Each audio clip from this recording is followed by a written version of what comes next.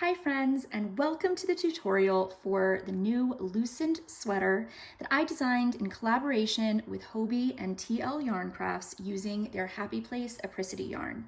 This sweater is so soft and luxurious and basically lightweight feeling due to the construction of this yarn, and I am so excited to bring this full video tutorial to you so that you can follow along with the pattern and knit your sweater with confidence. Now, I'm going to be working on the size small throughout this tutorial.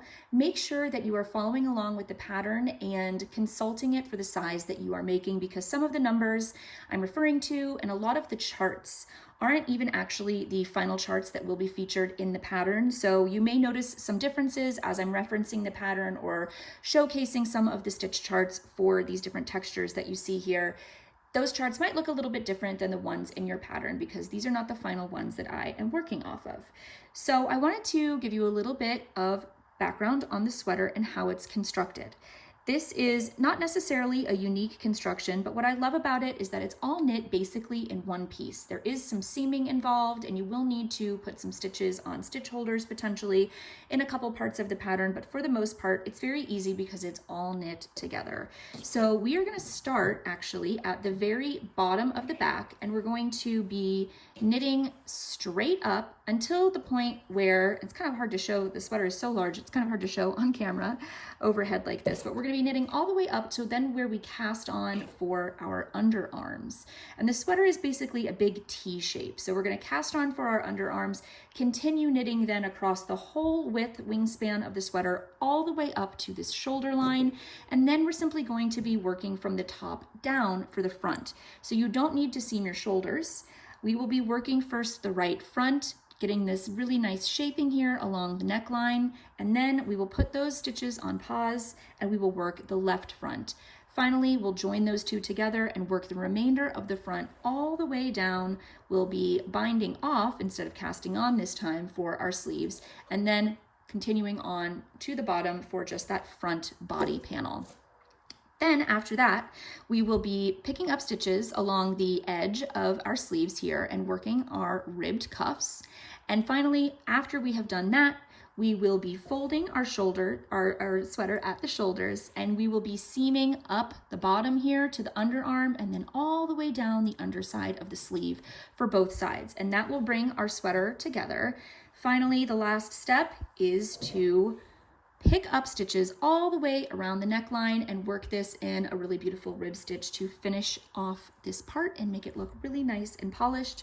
Then we weave in our ends and we are finished with our sweater and ready to wear it.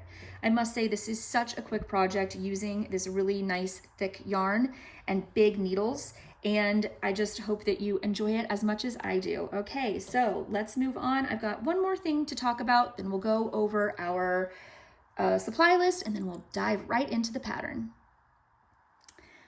All right, let's talk materials list. So let's dive right into this gorgeous yarn, shall we? This is the Happy Place Apricity yarn that is a collaboration between Toni of TL Yarn Crafts and Hobbii Yarn. This is such a luxurious fiber. I cannot even tell you how fantastic this feels on your hands and while you're knitting it, while you're crocheting it. It is such a special yarn, and I was absolutely thrilled when Toni approached me to work with this because I could not wait to dive in. So Apricity is a number 6 bulky, super bulky weight yarn. It's made up of 65% alpaca, 28% polyamide, and 7% wool. You're getting 50 grams or 120 meters, 131 yards per skein of yarn. They recommend a US 13 9mm needle or a US P15 10mm crochet hook. And the gauge that they have listed in the pattern is actually exactly what I was able to meet for myself as well, which is 12 stitches and 16 rows per 4 inches or 2.54 centimeters. So this yarn, like I mentioned, is so luxurious. One of the reasons that it's so lovely is the construction of the yarn itself. This is basically like it's a tube. And what that does is it creates a really airy fabric that is nice and thick and bulky, but not dense. Because you've got this beautiful airy construction of this tube of the yarn, it fills out a lot of space, but it doesn't make the fabric dense, because if you could let me just give this a little twist. You can see that this is actually not that thick, but it's the loft of the yarn that's created by that construction that allows it to really fill in the space, and it's nearly weightless. This sweater is so nice to wear because it feels like nothing on your skin. It's like wearing air, soft, soft air. So I wanted to talk about also the name, the Lucent Sweater. Lucent really means a soft, glowy light, and apricity is the warmth of the sun in winter. That's what apricity means. So I felt like lucent, soft glow of light kind of went along with that. And this yarn does have like a little bit of a sheen to it almost. So it does almost look as if it's glowing in real life, and it's so soft. So I thought soft glow was a perfect name for this sweater. We're going to be using the same needle size that's recommended on the yarn label, which is a US 13 or 9 millimeter, and you're going to need circular needles in 2 different lengths. This is 40 inches and this one is 16 inches. So I believe this is 40 centimeters and don't quote me, 100 millimeters for these needles. The reason why you want to use circular needles is because the collar is worked in the round on these shorter needles, and the sweater itself, you need these circular needles, even though it's not worked in the round, to hold the width of the stitches. Straight needles wouldn't be able to hold as many stitches as we have on this sweater. So it's kind of like when you make a blanket or something that's really wide, you need this cord to hold all of those stitches for you. So that's why we are using circulars for the body of the sweater as well. Of course, you're going to need a pair of scissors. That's a given.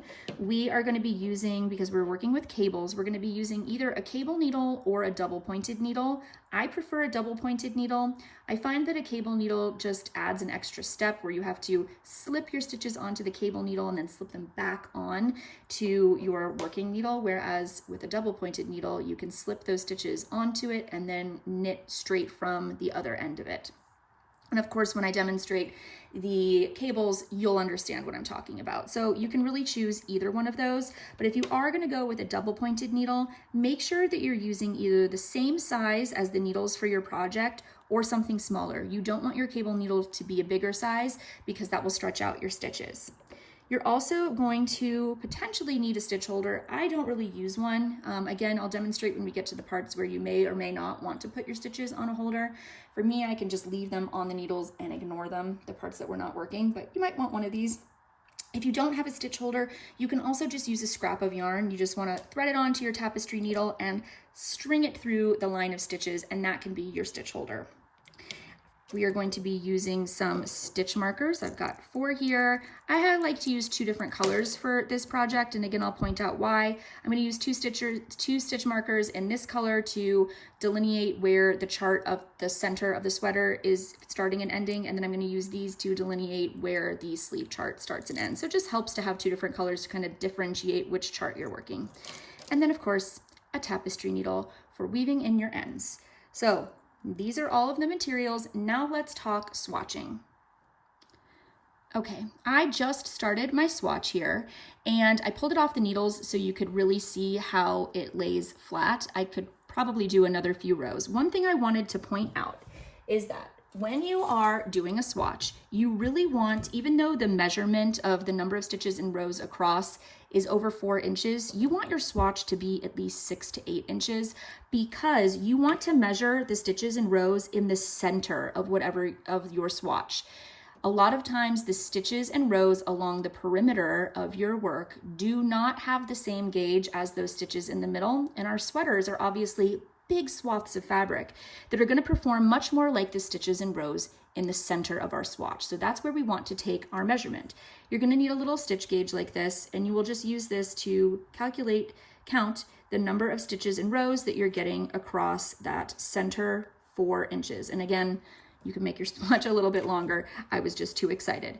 I have found that with yarn that has a high alpaca content like this, the fabric does tend to stretch over time and it doesn't necessarily bounce back, as I mentioned.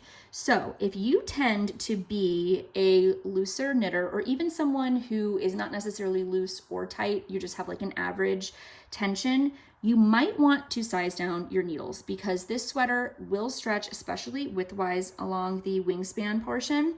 And you really want to make sure that you are measuring your gauge after it has been blocked. Blocking is, you can do blocking a few different ways. You can either saturate your swatch in water, put it in a towel and roll it up and try to press out all of the water that you can. And then you want to lay it flat and pin it to a blocking board or to a towel. And this is just going to relax the stitches. This is called wet blocking. It's going to relax the stitches and it's going to help them open up and bloom and land in the place that they will once you've washed your finished piece as well. You can also use a steam blocking where you have a steamer, you want to get one that goes vertical or horizontal like this. I will link one in the description box of this video as well, my favorite one to use. I love a steam blocking. The only issue with a steam blocking is depending on the fiber that you're using. Really, the way that you treat your swatch when you block it is the same way you want to treat the way you are laundering your sweater. So if you're going to be washing your finished sweater by hand and then laying it flat to dry, that's what you want to do with your swatch to block it as well. If you are going to be machine washing and drying your final sweater, that's how you want to treat your swatch as well. Don't do that with this yarn. This yarn is not meant to be machine washed and dried. But I have found that with most fibers, I'm able to achieve the same gauge with a steamer as I am with a wet block. Now, that is not the case when it comes to superwash yarn, superwash wool, or bamboo, 100% bamboo, and 100% alpaca as well. I find that a wet blocking with those three fibers will actually expand the stitches even more. But because this is a blend, I actually did use a steam block for mine. It helps me to just nicely get that to open up so that I can really get an accurate gauge, because that gauge is going to determine the size of your finished sweater. And if you want a sweater that fits, you absolutely have to do a gauge swatch first to make sure that you are meeting the same gauge and as the pattern recommends. If you have too many stitches, if you have more stitches than in your 4-inch measurement than what the pattern asks for, you will need to size your needle up so that you can make bigger stitches to get fewer stitches per 4 inches. Now, if you have not enough stitches across that 4 inches, you are going to want to size down your needles so that you can make your stitches tighter so that you can get more of those stitches within that 4-inch range. Again, measure after you have blocked your swatch, because I guarantee your gauge will get all these stitches and rows will expand a little bit, and it's really important that you're taking your gauge from that blocked measurement. Okay? So without further ado, let's finally dive into our pattern. So before we get started, I wanted to mention one really great thing about this pattern, which is a customization that I added to it. Now, this sweater is graded based on the Craft Yarn Council's women's size charts. And in those size charts, they give a general wingspan width for each size, which I used to grade this. However, not all bodies are made the same, and some people may have shorter arms or longer arms, and your wingspan might be different than what is listed as the average for your size. So what I want everyone to do before they get started is to measure your wingspan from where you want your cuffs to begin all the way across your back, and then to where you want your other cuff to begin on the other wrist. You'll probably need someone to help you with this measurement because it's really difficult to have your arms straight out and do this measurement yourself. So once you have that, you can use the gauge to calculate how many stitches you'll need across the entirety of your sweater, and then how many stitches you're gonna need for just your sleeve portion. If your wingspan is shorter than the average that I've used for your size, you're going to want to reduce the number of stitches for your sleeves. And if your wingspan is longer, you're going to want to increase the number of stitches for your sleeves. These formulas and calculations can all be found in the pattern at the very end under the customization section. So make sure to check that out before you get started, because Apricity as a yarn as well, because of its large alpaca content, does have a bit of stretch to it. And sometimes with alpaca yarn, it doesn't have a lot of memory to bounce back to its original shape. So you want to be mindful that this will stretch widthwise as well. So I don't want the sleeves to end up way too long for you and flying off the end of your hands, and I don't want them to be too small either, too short. So go ahead and make sure that you've customized, if you need to, that wingspan and the number of stitches total so that you know how many to cast on for your sleeves. Okay, let's get started.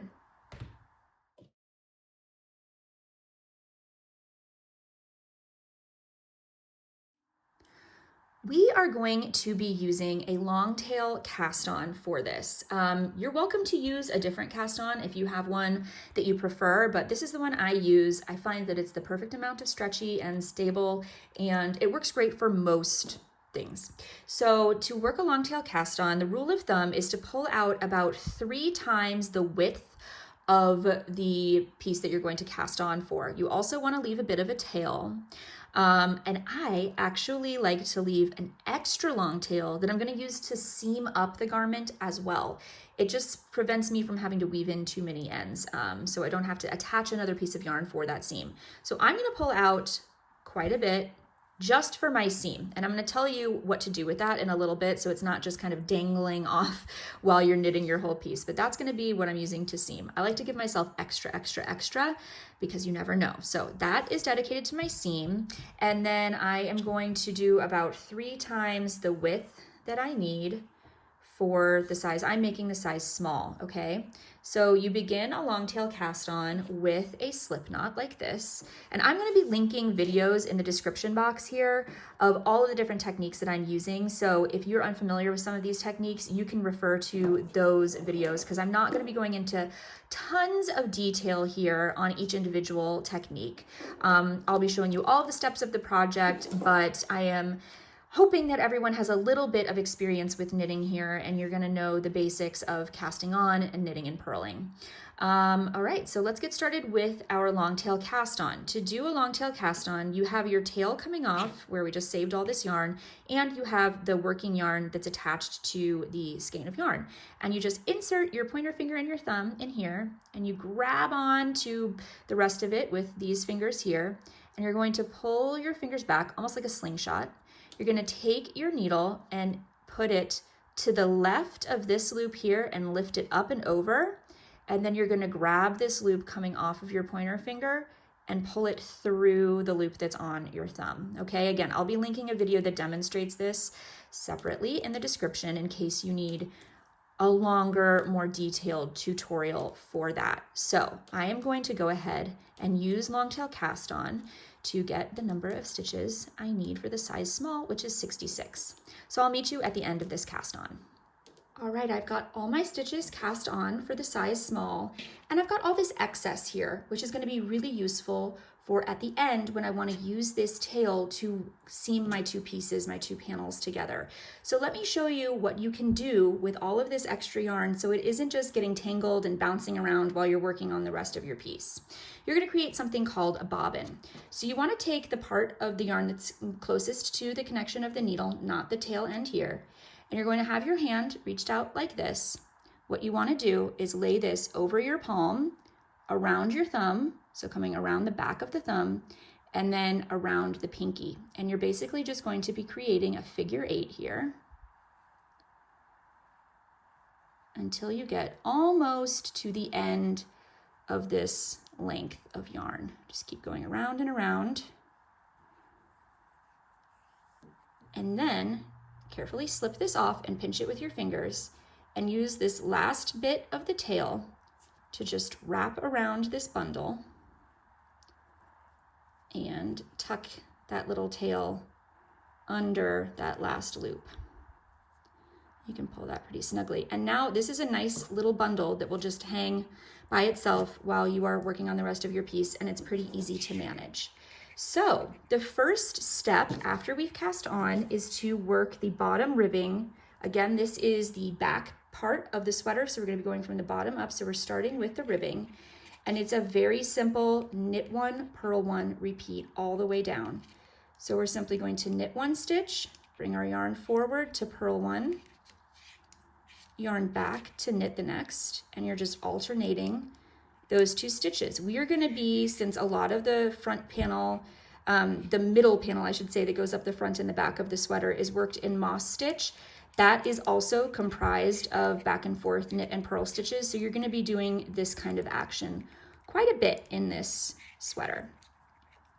So just keep working back and forth knit and purl all the way across this row. And then for the number of rows needed to finish off your ribbing, which should be about 2 inches once you are finished with that. So when you go to turn your work, you can either just continue going knit 1, purl 1, because it will be, since we have even number of stitches, it's going to be the same repeat, whether you're on a wrong side row or a right side row. But I'm going to finish this off and show you how to identify if you should be knitting or purling once you get to row 2 and beyond of this ribbing. All right, I've just finished up row 1, and as I mentioned prior, it's a knit 1, purl 1 repeat, which means that we should end with a purl 1 because all sizes have an even number of stitches. And that means that when we flip our work to begin the next row, the back of that last purl is now a knit. So whether you're on the right side or the wrong side of a row, you are always going to start with a knit stitch. But say you are working along and you get several stitches into one of your ribbing rows and you forget whether you just did a knit or a purl. Let me show you a little trick to determine what your next stitch should be, okay? So let's say I just sat it down and I go to pick this up and I'm like, oh man, I don't remember if I just did a knit or a purl stitch. What you can do is check the prior stitch and see. So these were knit stitches. You see these V's here? That means this column of stitches was a knit. And then when you're doing 1x1 ribbing, you're creating columns of knit stitches and columns of purl stitches. So you can double check by looking at the stitch that you just worked, which is a knit. And you can also check what is happening in the row below the stitch that you're about to work. So you see this little bump here, that's a purl bump, which means that this stitch will be purled, and then knit and purl and so on. So it's pretty easy to identify when you're working in rib stitch what the next stitch should be, because you are stacking them on top of each other. So it's really easy to see, especially when we have more rows established, it's really easy to see those kind of lines of knit stitches and lines of purl stitches. When we're working the moss stitch across the center part of our sweater, it's gonna be kind of similar to this because you're going to have stacks of the same stitches on top of each other, but it's going to shift every 2 rows. So it's a little bit trickier to visualize, but of course I will point all of that out when we get there. But starting with this ribbing is actually a really good foundation for what is to come because it's showing you and teaching you how to identify what those knit stitches and purl stitches look like, okay? So I'm going to go ahead and complete the remaining rows of my ribbing. Again, you should have 8 rows total. So let's meet at the end of the ribbing where we are going to begin our stitch pattern with our chart, which is very exciting. Okay, my bottom ribbing is done. It's looking really beautiful. It should look the same on the front and the back. And we are going to be working now a right side row. So you should have 8 rows here with our gauge again of 16 rows per 4 inches. This gives us 2 inches of ribbing. And if you are like me and use long tail cast on, then your little beginning tail here should be in the same position as your working yarn. If you used a different kind of cast on, this might be at the other side of your fabric. So don't worry. Just make sure that you have 8 rows here, and this next row is going to be a right side row, okay? Let me actually give you a little peek at the chart we're going to be working. I know charts can be really intimidating if you are a beginner and you've never worked with one like this. You might be thinking, oh my gosh, this looks crazy to me, but I am here to help you not be intimidated. They're actually so easy to use, and I'm gonna walk you through all of it. So a chart is basically just a visual representation of every stitch that you are going to be working. So if anything, for me, it's kind of easier to read a chart sometimes than it is a long-winded written instruction for a row, because you can just see stitch by stitch what you should be doing, right? But in a chart like this, you're gonna have the way I like to do it is to indicate where repeats are happening. You're gonna have these darker lines. So these 2 darker lines indicate a repeat when it comes to the rows. So we're going to be beginning with row 9 since we had 8 rows in our ribbing. And then you read the chart from right to left on a right side row and then from left to right on a wrong side row. So that's why you see number 9, which is a right side row, an odd row, is over here, and you're going to be reading this direction. And row number 10 is a wrong side row, an even row, so you're going to be reading it this direction. So wherever the number is on the row is the direction where you start reading it from. And we're going to be repeating this section. So this is the chart for size small. It might look different for the size that you're making. We're going to be repeating this section before we, multiple times, before we then continue on. So that's why it skips here from row 13 to row 21, because we're actually, I think for the size small, it's just one more repeat of these 6 rows before we then get to here. So rather than have this chart be super tall and have that appear twice, I indicate that there's a repeat with those darker lines there. The same goes for the stitches. So this right now is, I'm not sure how many, I can't count it off the top of my head, how wide this is, but this is the moss stitch, this little column right here where these 2 darker lines are separating that out. That's going to be repeated multiple times across that center panel of the sweater. So instead of having this chart be super, super wide and having that just be repeated over and over and over again, you have these 2 lines here, these 2 darker bars that indicate that part will also be repeated. And it just condenses the chart a little bit better and makes it easier to read. So when we begin, you will see a little key over here with all of the indications of what these different symbols mean. So any square that is just open like this and empty, and I have indicated that I have made these 2 columns of the cables a little bit darker for my own purposes, but the chart that you have might not have that. This is not the final version of these stitch charts, so I haven't really decided if I'm going to keep those just yet. So just know that if your chart looks a little different and these are not gray like that, don't worry. Any square, like I was saying, that is just empty like this without any symbols inside of it means that if you're on a wrong side row and you encounter a square like that, that means you're going to knit it. If you're on a wrong side row and you encounter one of those squares, you're going to purl it, because that means on the front side of the fabric, the knit stitch will appear. So when we're looking at the chart, we're just looking at the right side of the fabric, okay? If you come across a symbol that's a little dash like this, that means on the right side, you're going to purl it. And if you're working across the row from this way to this way on a wrong side row, an even row, and you encounter one of those, you're going to knit it, because then on the front of the fabric, it will be purl. And then we've got 2 different cable symbols here, cable for back and cable for front. When we get to the cables, I will show you how to do them, but that's where you're going to have these symbols here and here, which are the indications to actually do the cable, where you're twisting your stitches to create that beautiful twisted look, okay? So that's kind of an overview of the chart that we're going to be working, and depending on the size that you're making, you're gonna have a certain number of stitches worked along your row, your first row here, before we even begin the chart. And we're gonna be putting stitch markers on either side of the chart so you know exactly when you get to it, which will just help you keep track of when to begin the chart and when to end it. So let's put this into action with our actual knitted piece. For size small, there are 8 stitches worked before this chart begins. So I'm going to knit 8 stitches.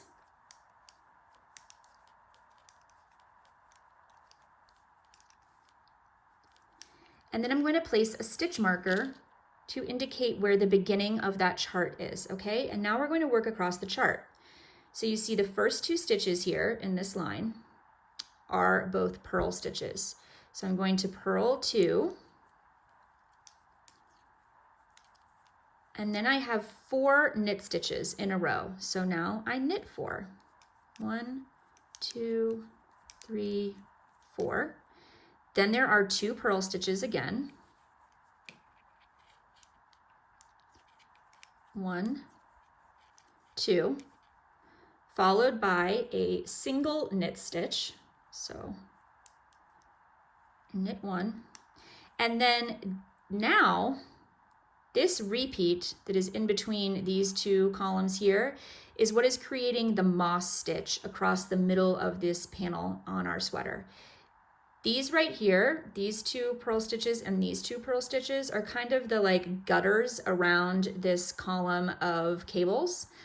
This single column of knit stitches is kind of separating the inside moss stitch panel from those 2 gutters, okay? So that's what those are doing. Now with the moss stitch, even though it's only showing 2 rows of 2 stitches of this, 2 columns, it's actually going to be worked over many, many stitches. So depending again on the size you're working, make sure you reference the pattern for that size. I am working a size small, so there are going to be 16 of these 16 repeats of this, meaning 32 stitches total. So I'm going to work moss stitch over 32 stitches, or a purl 1, knit 1 combination 16 times, okay?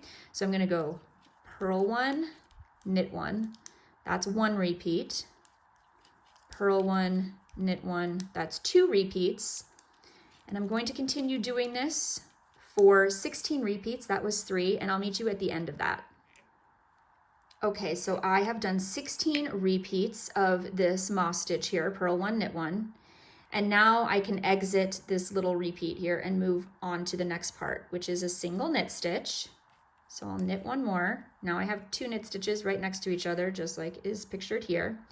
And now I'm kind of on the other side of that center moss section here where I've got my 2 gutters of purl stitches and my column of cables. So next up is these 2 purl stitches,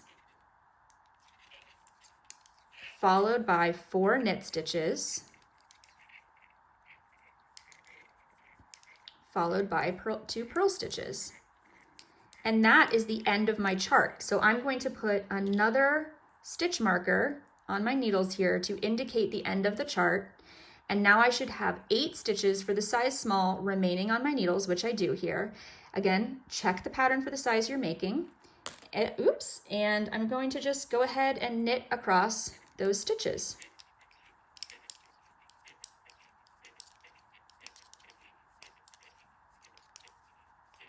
All right.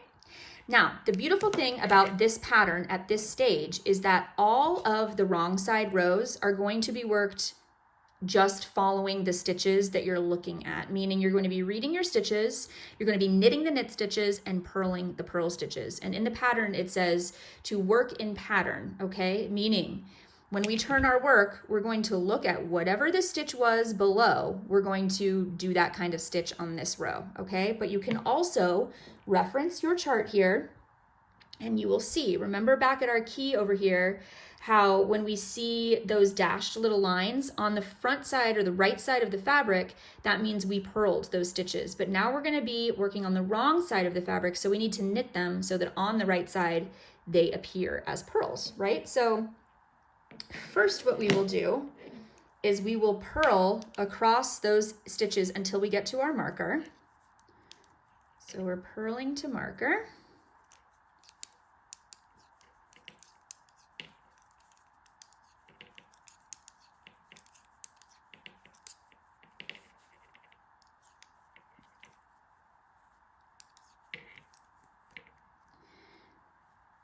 Then I'm going to slip my marker, and now my chart begins. And again, we're reading it from this way to this way. So you can either reference the chart or you can simply look at whatever your stitches are as you're approaching them.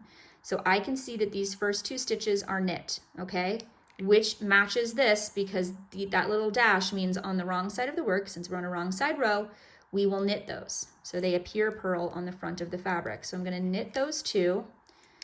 Then I can see that these next 4 stitches are all purl, and that also matches our chart because when you have a box that doesn't have a symbol in it, on the wrong side, it's going to be purl so that on the right side, it appears knit. Okay, so I will purl across those 4 stitches. Now I'm encountering another 2 knit stitches, and it takes a little bit of paying attention when you're on these first couple of rows past the ribbing, because it's really easy to look and see, oh, a column of purls, I should be purling this stitch. You want to pay attention to the stitch just the row below. So do you see how these are both V's here? Even though we have this purl bump, that's actually 2 rows below, okay? When you have a purl bump in the row below, it's gonna be closer to, it's gonna be right up next to the needle. So these two are purl, but these two are knit, okay? So I'm just going to follow along. Whatever I see happening in the row below is what I'm going to do across this entire wrong side row. And then once I've finished this row, I'm going to continue in my pattern, working across all of the stitches of the chart and each and every row up through row 12. And then I'm going to meet you when we begin row 13. So you're going to work row 11 very similarly as you did to row 9, following the chart. Just pay attention when you get to this section right here, that's the moss stitch. The way the moss stitch is created is you have 2 stacked purls and 2 stacked knits, and then it gets flip-flopped. So you're creating that really beautiful texture. So just remember when you get to this moss stitch part to pay attention to the chart, because it won't be the same. All of these stitches, all of these columns of stitches are just stacking up on top of each other. So you're going to be doing the same thing in each row. But when you get to this moss stitch repeat, it alternates every 2 rows. So just make sure you pay attention to that part, okay? So I will meet you when we begin row 13 so I can show you how to work that cable. Okay, so here we are. I have worked up to row 13.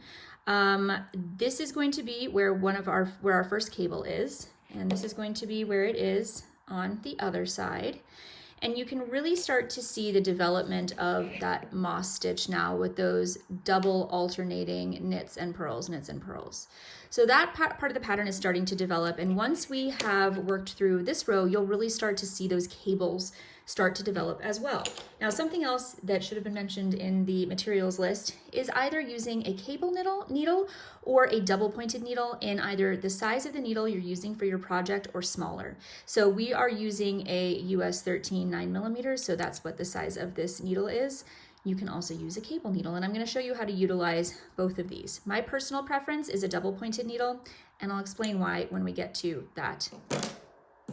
When we get to our little twist there for our cable. So just like the rest of the rows, we're going to begin here for row 13. It's a right side row, so we're reading right to left, and we're going to knit up to the place where our chart begins, which again for the size small is 8 stitches. For the size you're making, it might be different, but just go ahead and knit up to your marker, which indicates the beginning of the chart. You can slip that marker. And now we're going to dive right into the chart. So we've got 2 purls to begin. So we purl 2, and here comes a new fun symbol, right? So this is the cable 4 back symbol. Now, to do a cable 4 back, basically you're going to be working across 4 stitches, and you're simply changing the orientation of them. So you're going to twist these 2 stitches with these 2 stitches. And with a cable, what you want to do is work these 2 before you work these 2. And depending on when you're doing this little twist, if you hold these 2 stitches to the front of the work or the back of the work while you're knitting these 2, it determines the direction that that cable will twist, okay? And you want to use either your cable needle or your double pointed needle to hold those stitches while you're knitting the second 2. So all you do is simply slip those stitches onto whichever device you decide to use, and you want to slip purlwise, so you're not twisting any of those stitches. And for a cable 4 back, you simply hold that to the back of the work. Now, a couple reasons why I don't like a cable needle. It usually has this little dip here, which is supposed to kind of hold those stitches in place. But most cable needles are thin like this, and if you're using a thicker yarn, this is like a super bulky weight, it slips out really, really easily, and I don't like that. So I tend to use, like I mentioned, a double pointed needle instead. I feel like this holds it in place a little bit better. And there's something else I really like about double pointed needles as well. So I'm going to hold that to the back of the work, these 2 stitches, and I'm going to knit into the next 2 stitches from my left needle. Now, you can either replace these 2 stitches on this left needle, okay? So again, you would just slip them over purlwise. But what I like, the other thing I like about a double pointed needle is that you can just knit them right off of that double pointed needle, okay? So you wanna make sure you don't twist those stitches. I've kept this held this direction. I haven't turned it around or anything the whole time. So I know my stitches are still in the right position. So I'm just going to go ahead, since this is the same size needle as the ones I'm using, I'm just going to knit those 2 stitches off of my cable needle. You are welcome to transfer them back to the left needle and then knit them from there, but I think that's one less step you have to do. So I really like using a double pointed needle for that reason, okay? So we just went across all 4 stitches with that cable. So now we're in this position right here, which is to purl 2 stitches. Then we are going to knit, because this whole column is knit, so we knit this stitch before we begin that repeat for the moss stitch. And when you're working across the moss stitch, I don't even really pay attention to what this repeat is telling me, because I can easily see that these last 2 stitches were knit, so that means I'm gonna purl. So I was mentioning, I think during when we were making our ribbing at the bottom here, you are constantly stacking your knits on top of knits and your purls on top of purls. And with moss stitch, you do that for 2 rows at a time, but then you switch it to create that kind of alternate texture. So because those 2 stitches here and those bottom 2 rows were knit, I'm going to purl that first stitch of my moss stitch, which if we look here, it is a purl right there and then a knit. So I'm gonna purl 1, knit 1 across this moss stitch section until I get to this whole column of knits followed by those 2 purls. So I'm gonna meet you right here at this knit stitch right there. Okay, here I am. I'm ready to knit this stitch, which is this one right here. Just finished the moss stitch section, repeat. And now I'm going to purl 2 here. So let's purl those 2. And now I've reached my next cable. And you can see these are pointing opposite directions. So while this one was a cable for back, so we held those 2 stitches to the back of the work, this is a cable for front. So we are going to do nearly the same thing. We're going to slip these first 2 stitches of our cable onto our double pointed needle, but instead of holding them to the back of the work, we're going to hold them to the front of the work, and that's going to twist our cable in the opposite direction. So I'll go ahead and knit the next 2 stitches. And then once again, make sure not to twist these. You can either slide them both back onto this needle and knit them from there, or you can just slide these stitches to the other end of your double pointed needle and knit them right off of that. It's the exact same thing. That just saves you 1 step because you don't have to slip them over. Now we will purl 2, and that is the end of our chart for row 13. So then I'm just going to knit the remaining stitches on this row. And I'm going to show you the back side of this as well, because just like all of the other wrong side even rows, you're just going to knit the knit stitches and purl the purl stitches. So you're going to work in pattern as established. But when you get to the cable stitches, it can be a little confusing because they look maybe a little bit more wonky. These actually look pretty even. You can see that those are 4 purls there. So you're going to want to purl into each of those, because all of the stitches, even when they're twisted on the front of the fabric of the column of cables, are always knit, so the back of them is always going to be purl. So you're basically just doing the same thing. You're following this chart. Now you know how to do the cables. So let's meet when we have finished this whole section for the size small. That's through row 24. We're working up to the point where we're going to cast on for the sleeves. So I'm going to go ahead and work those remaining rows, and I'll meet you there so we can start casting on. Hi friends, and welcome back. Here we are at the point of our project where we are going to be casting on for our sleeves. We will also be introducing 2 new charts, our right sleeve chart and our left sleeve chart, as we move through the rest of the pattern, okay? So depending on the size that you're making, this portion might look a little bit different. You may have more rows than I do here. So if you've got 1 extra little cable twist there, don't worry. And I just wanted to point out that we're going to be casting on for our sleeves over the course of the next 2 rows. Our numbers for our rows are restarting to get us all back on the same page. So the next row, every size we'll be working is going to be what's called row 1. And we're going to be casting on for the right sleeve on row 1 and for the left sleeve on row 2. This does skew the project a little bit. We're going to have 1 extra row for our right side sleeve. But that's just because you can't cast on for both sleeves in the same row. It has to be at the beginning of the row, so we have to do 1 at the beginning of row 1 and 1 at the beginning of row 2. It's completely negligible in the final pattern, so don't worry about that.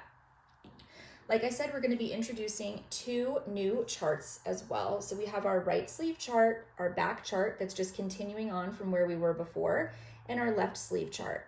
And the one thing I wanted to point out here is that you can see that the cable twists on the sleeves are happening at on a different row as the cable twists on the main body here on the back portion. Your size may or may not be that way, but just be sure to pay attention to what row you're on and where you are in the repeat for your cables, whether it's a sleeve or one of the back ones, because it could be happening on different rows and you don't want to miss one of those, okay? So just be careful of that. You should be pretty confident in reading your charts at this point, since we have been working several rows with them already. So this chart is going to begin with row 1 for the right sleeve, as I mentioned, because we are casting on in the beginning of row 1 for our right sleeve. But for row 2, we're casting on our left sleeve at the beginning of row 2. So we are missing row 1 from this side, and that is why. Okay, and this row where we're casting on for our right side sleeve is going to be the same row where we need to do our cable twists for our back portion. And then you'll see still these 2 black bars that go across here. Those are the bars that are indicating our repeat, which starts at row 3. Okay, so let's get started casting on.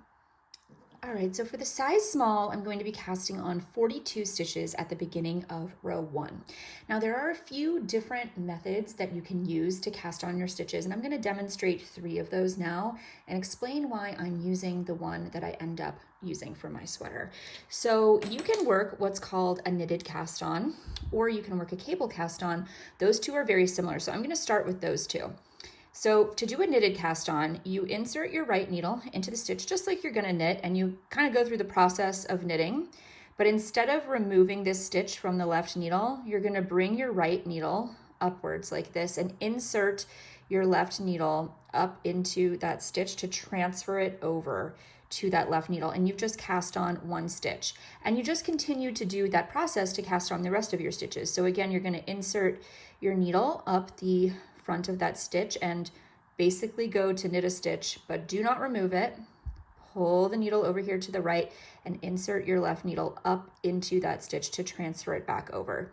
So that's how you would work a knitted cast on. I'm going to remove those 2 stitches we just cast on so I can show you the cable cast on, which is very similar, except instead of inserting your right needle up into the stitch, you're actually going to insert your needle between those first 2 stitches. So you're going under both legs of that first stitch, in between this stitch and the next one on the left needle. And it's the same process where you go to knit, and instead of removing anything from the left side, you're going to insert your needle up into that stitch to transfer it over. So we'll do 1 more of those together as well. You would insert your needle in between those 2 stitches, going under both legs, and go to knit a stitch. Oops, I don't want to lose that one that I just cast on.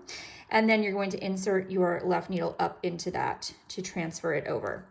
Now, it might be a little bit hard to tell, but this creates a really solid foundation, a very thick foundation, which when we are using a super bulky or a bulky weight yarn, it can actually make, because we're going to be seaming along here, we're going to have a fairly bulky seam.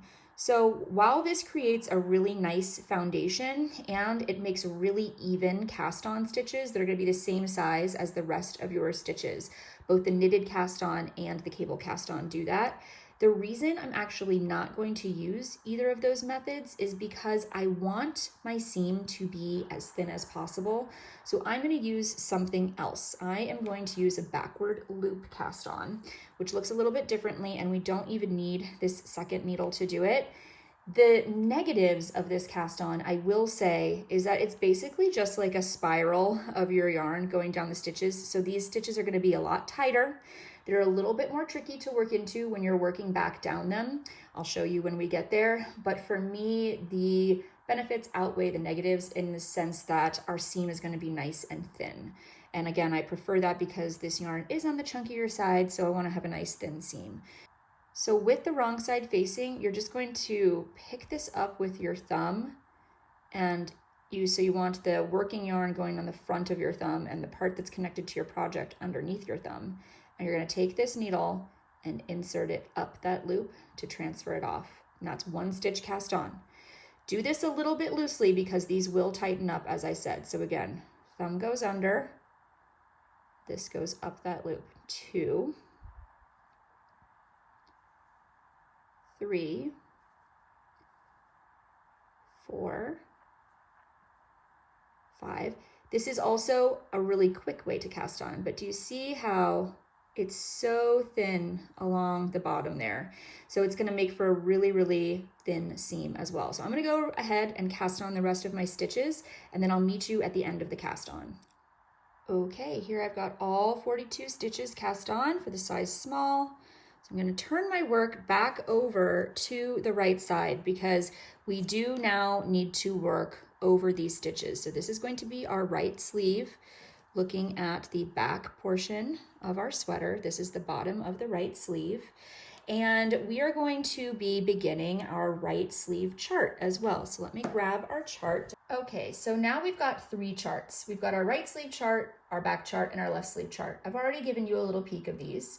We are going to be first working with our right sleeve chart. So we're going to be placing a marker at the end of this as well to indicate where this chart begins and ends. Then we're going to have that regular stockinette section here before we get to our back chart that we've already been working.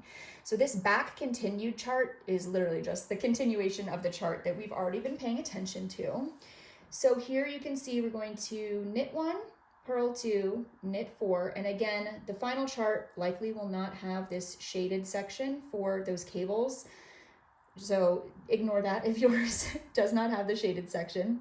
And then there's a purl 2 here, and then we're going to be placing our stitch marker. So the written instructions are available in the chart as well for this part. So let's just go ahead and work that now in real time on our sleeve. So we're going to pick this work back up and begin with our first knit 1, then we purl 2. And like I said, these stitches are all connected. So if I pull this too tight, it tightens that cast on stitch there. So it can be a little tricky to work into these stitches from the backwards loop cast on, as I said. So just be a little careful with this first row here. So we knit 1, purl 2. Now we're going to knit 4. I find that these also fly off the needle a little bit easier than other cast on stitches because of the way that they're connected. So be mindful of that as well. So we've knit 4. Now we're going to purl 2.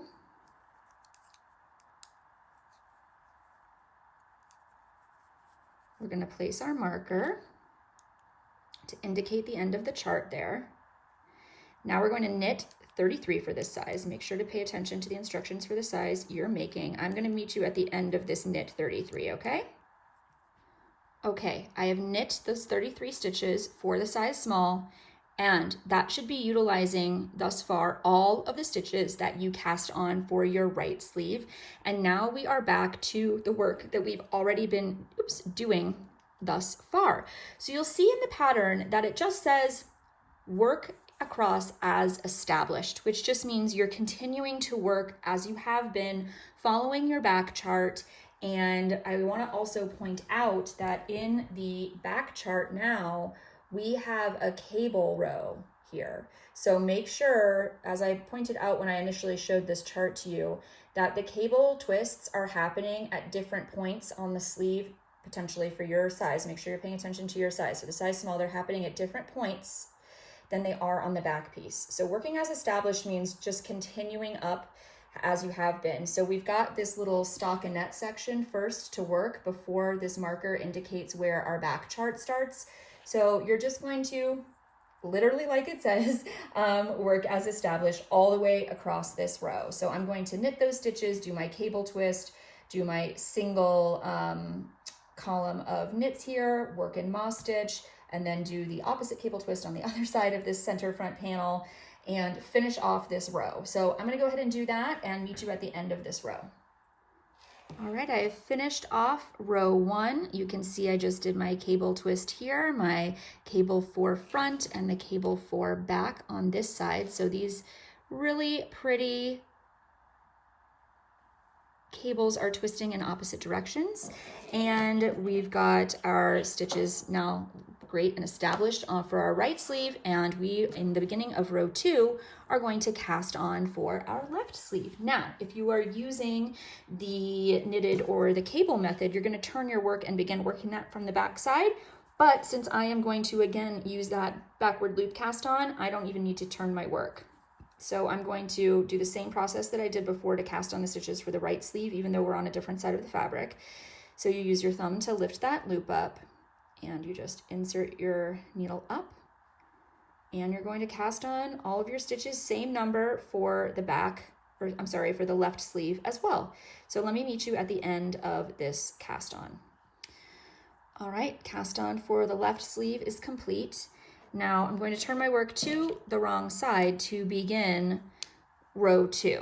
All right, so similarly to the right side sleeve, we are going to be working a cable column up the beginning of that sleeve, and then there will be that stockinette portion here before we begin our back chart. So row 2 is a wrong side row, so remember that the symbols are basically the opposite of what you did on the right side. So we're going to be, even though this looks like a knit stitch, that's going to be a purl 1, knit 2, purl 4, knit 2, so that on the right side it presents as the right side of the fabric. So again, purl 1, knit 2, purl 4, knit 2, then we're going to place our marker and then work stockinette until we get to the back chart. So let's begin that together. We do a purl 1, knit 2,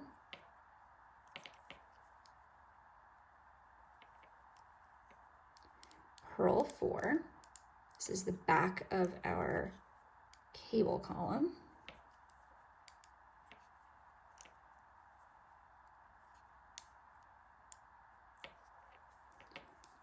And then knit 2.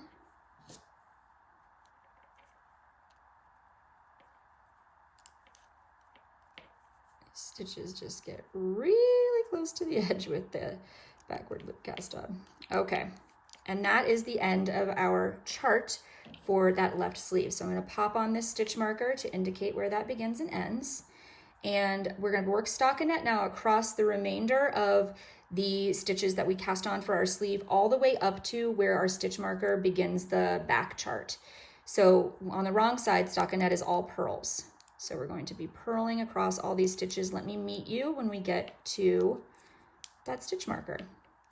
Here we are at our stitch marker where that indicates where the back chart begins. So that is going to be right here.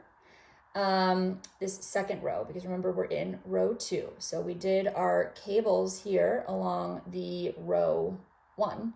Now we're returning along row 2. So all of our wrong side rows from now on as well throughout the rest of the back section are just going to be knitting the knit stitches and purling the purl stitches. So you really don't even have to pay attention to the chart on the wrong side rows anymore. You just follow along reading your stitches on your work to know whether you're going to make a knit or a purl stitch, okay? And again, I know I've repeated this many times already, but I have to reiterate it. Make sure you're paying attention to what row you're on to know if you're going to do a cable twist on the sleeves. The sleeve cable twists all happen on the same right side rows, and then the cable twists for the back portion are on different rows, potentially for your size. So again, make sure you pay attention to where those are landing so you don't miss one on the back or on the sleeves. And just a little refresher, these 2 bars right here are indicating a repeat. That is our moss stitch. And then these horizontal bars are indicating a repeat of those rows. So beginning with row 3 is where we're starting our repeat here. So you're going to be repeating rows 3 through 8, okay, several times before you get to row 45. And then you're going to be working row 45, 46, 47, and 48 for the size small. Your size may have a different number of rows, but just make sure you're repeating these rows over and over again. And the pattern is just going to say work as established for the remainder of those rows, because the instructions for each of these rows we've already gone over. So there's no need to rewrite them individually. So I'm on the wrong side row, so I'm just going to pay attention to whatever the stitches are in the row below. So I've got a knit 2 here, and then I've got 4 purl stitches in a row. So I'm just doing what's called reading my stitches to know how to work each stitch as I arrive at it on this wrong side row. 2 knit stitches there, 2 purl stitches in a row here.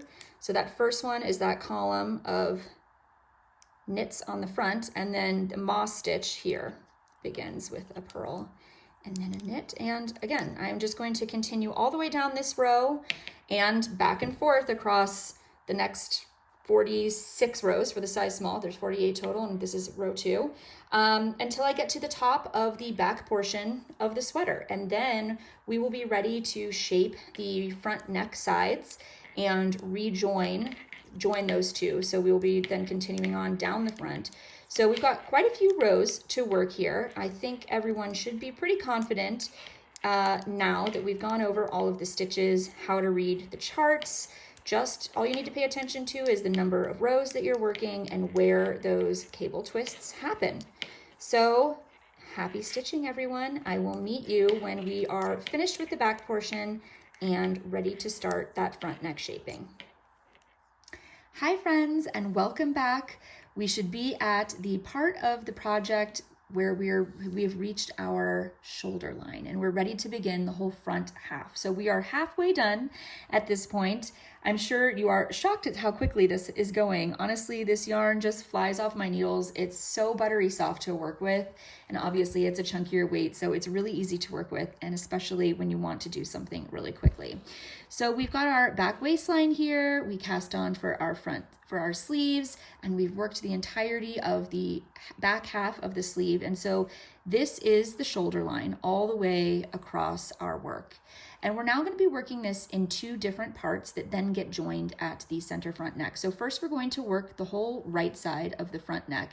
This is going to be, we're going to work up to about here and begin curving our neck in and then stopping. And then we're going to work the left side, curving the neck in, and then we join that center front there. So we've got our neck hole right about here. And then that whole part just gets worked together all the way down as one piece. And as we are working this right side, you are welcome to just keep the whole left side stitches on your needles. You can just basically ignore them because we're just going to stop here and be working back and forth. Or you can put those on a holder if it gets too confusing or cumbersome for you to carry around the weight of the rest of this project. I'm going to leave mine on the needles because eventually they're going to have to come back on anyway, and I find it just easy to leave them there. But you are welcome to pop them on a holder if you prefer that. So we are going to be continuing our right sleeve chart as we have been working it. And you'll see another image of this chart in the pattern just because I wanted to show you how it corresponds with the front neck and how those line up. But it is just a continuation of the previous right sleeve chart that we've already been working. And this is our right front neck chart. So you can see that curve start to happen as we are increasing our stitches along that center neck edge. And I just wanted to point out that we see the moss stitch start to develop as we get more stitches, but the edge stitch along that neckline is always going to remain in stockinette, which means that on the right side they are knit and on the wrong side they are purl. That is because we're going to be picking those stitches up when we put our neckband on, our ribbed neckband. So it just needs to be in a simple stockinette. Don't worry about continuing that moss stitch pattern over. It's actually going to be easier for us to see where those stitches are if they're all knit stitches on the front of the fabric when we go to pick up that neckline. So the pattern does mention this, but I just wanted to point that out as well so you understand why those are being kept in stockinette.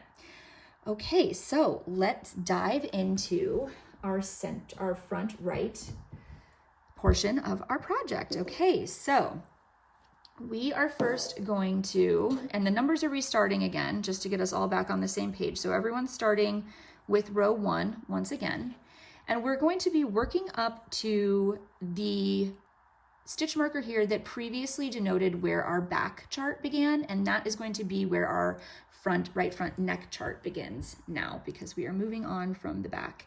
So I'm going to go ahead and just work as established all the way over there. On the size small, which is the one that I am making, I've got a cable twist that happens along the cable that was previously coming up the back, which will now go down the front of the work. So I have to remember to do that twist. So pay attention to your chart, and you know, working as established, you should know that every 6 rows is where those twists happen. And as I mentioned many times, they happen at different rates on the sleeve as they do on the body portion. So just pay attention to the row that you're on for whichever cable column you're working. I'm going to go ahead and work up to this stitch marker, and I'll meet you there. Okay, I have reached my stitch marker that again now is denoting where the right front neck chart is beginning. I'm going to slip that, and I'm going to work the next 9 stitches as established. So this chart should just continue on from the back chart. So I'm going to work 9 stitches as established, and then I'm going to knit the final stitch. So your stitch, the next stitch on your project, depending on the size you're working, may be a purl stitch if you're working as established, but we always want to keep this last stitch, as I mentioned, in stockinette. So we're going to knit it regardless of what it is supposed to be in pattern. So I'm going to work across 9 stitches, and like I mentioned, have to do a cable twist right here. So this is a cable for back. So I'm going to go ahead and do that. And now I have worked, oopsies, over 6 stitches. So I have 3 more to go in the directions. Okay, there's 6, 7, 8, and 9. And so you should be, that last stitch, that 9th stitch should be for this size where that line of stockinette is, that kind of separates out this moss stitch from the rest of the stitch pattern.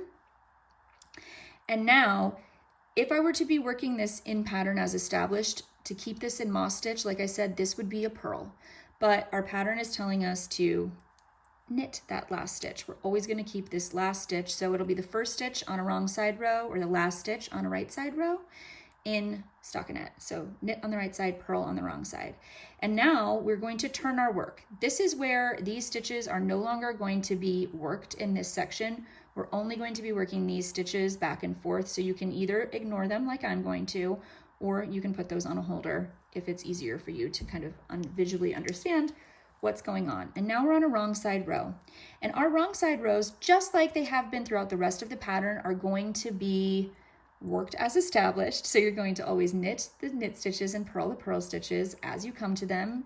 You can read your stitches to see where you are. So I've got a purl, purl, knit, knit, purl, purl, purl, purl, knit, knit, and then purl all the way to where that sleeve chart begins again at the other end. So you're just going to continue working as established across all of the first 6 rows. We just did row 1. So now rows 2 through 6, you are just going to work in established without any increases. It's only on row 7 where we start to shape that center front neck. So you see those 6 rows are all just worked in pattern. So I'm going to go ahead and work those 6 rows, and I will meet you when we are on row 7 at the marker that denotes the beginning of this chart. So you're going to work across row 7, you're going to work across your sleeve charts until you get to the marker that shows we're going to begin the right front neck, okay? Okay, I have worked up to where the marker is that denotes the beginning of my right front neck chart here. So you can see how this is the stitches I've left on the needle, and we are working basically straight up right now. And now we're going to start increasing along this neckline edge, and that's what is going to create that curve in. You always want to work a little bit straight at the beginning of the side of the neck, and that's just because this part is folding over the shoulder into the front neck, and you don't want to start increasing right away because your neck does have a thickness to it. So you always want to have an inch or two here just working straight before you start those increases for a neckline. So I'm just going to reference the chart again here. We are at row number 7 for the size small. So we are going to be working across. I have to do my little cable twist on this this cable right here. And then we are going to be doing our make one right, which is what this little symbol here denotes. So I have worked up to the marker where that chart begins, as I said, and now I just have these stitches of that chart to work. So we are going to be purl 2. And like I said, I need to do, for the size small, I've got a cable here. So this is a cable 4 back. I'm gonna knit 2 on the needles and then knit 2 off of my cable needle, or my double pointed needle here. And then I am working as established to the last stitch. So I've got 2 purls and a knit stitch here, and then this is my final stitch. So I'm going to be doing my make one right in this bar in between these 2 stitches, this bar right here. A make one right, so this is going to be leaning away from the neckline. You take your left needle and you want to insert it under this bar from the back to the front to scoop that bar up. And then you take your right needle. I like to use, by the way, my left pointer finger to roll this forward a little bit to create a little more slack on that loop, because I need to insert this needle up the front of that and it can be quite tight. So I use my finger to roll this around to just add a little bit more space there. And you are going to knit into that and knit it off the left needle. So that is a make one right increase. We just added 1 stitch, and then you're going to knit that final stitch there. Now I'm going to work back across my stitches in pattern as I have been doing. So row 8, we haven't begun our moss stitch yet. We are going to, well, you may have for your size, I shouldn't say that. To keep mine in pattern, these are all knit stitches still on row number 8, because my moss stitch would technically start with this edge stitch, but since we're keeping the edge stitch on every row in stockinette, meaning you knit the right side and you purl the wrong side, for me, for this size, my moss stitch has not begun yet. Okay, so I'm going to work back across those stitches, come back, and just repeat this process 4 more times. I have 1, 2, 3, 4, 5 make one right increases for the size small, and it's only on when I begin row 9 that my moss stitch starts with that purl stitch right there. So once again, you always want to keep that edge stitch in stockinette, even if it's meant to be a purl, if you were working it in moss stitch, okay? So I'm going to go ahead and continue on. I'm going to go all the way up to row 17 here, because I just demonstrated how to do row 7, which is the same process as the rest of these. Just continue to pay attention to where your cable twists are happening. And I will meet you at the point of row 17 when we are back to that stitch marker that is where this chart begins, okay? And here we are at that marker of the row for the size small, which is 17, where we're going to be now casting on a couple of stitches at the end of this row. So basically you can see this really nice curve happening because of those make one stitches. And the reason that we're going to switch now from just doing the make ones to add 1 stitch at a time, we're going to add 2 stitches, and that just kind of softens the curve. It makes it a little bit more extreme as we are getting to, to that center front neckline that's going to be over here. So we're going at a different kind of angle, a sharper curve as we get to that, and that just kind of connects this very diagonal line to that very horizontal line. It just kind of softens that curve a little bit there. So we are beginning that front right chart of row 17 of the size small, and we're just working as established. This doesn't have any cable twists on it for this chart for this size. So I'm just going across these stitches, reading them as I get to them. And after I've worked this column here, this line of just simple stockinette knit stitches on the front, this is where I begin the moss stitch all the way up until the end of the row actually. So I'm going to be, since I've got 2 knits here to keep it in moss stitch, this will be a purl and then a knit and then a purl, knit, purl, knit, and we can work that moss stitch all the way up into the end, because now the edge stitch, if this were say a purl, that's okay because we're adding two to this. So I'm going to use my backward loop cast on method to cast on those 2 stitches at the end of that row. And now I'm going to work back across these. And once again, I want to keep that edge stitch in in stockinette. So I'm going to purl it since this is a wrong side row. And now I need to begin my moss stitch, but we don't know what this stitch is because that just was cast on. So we have to, in reading our stitches, look back at the stitches prior to this that were worked to know what to do with this one. So on the back of moss stitch, on the wrong side row, you're doing, whereas on the front of moss stitch, you're doing the opposite of whatever was presented to then switch from knit to purl. Since we have 2 rows at a time in moss stitch that are kept in pattern, we now need to keep it in pattern, right? So I like to look back 4 or 5 stitches to just confirm. So this will be a purl, this will be a knit, this will be a purl, so this one is going to be a knit. Okay, so that's how we confirm which stitch is which. So I'm going to knit this, which means it's purl on the front of the fabric, then purl, knit. So I'm just keeping this in the moss stitch as we go back. And I'm going to continue working all the way across this row, and then row number 19 for me is the same exact process as row 17. So it's again casting on those 2 stitches at the end of the row to even out that neckline, soften that curve. So I'm going to go ahead and finish off my entire right front neck section here. So for me, that's through row 19.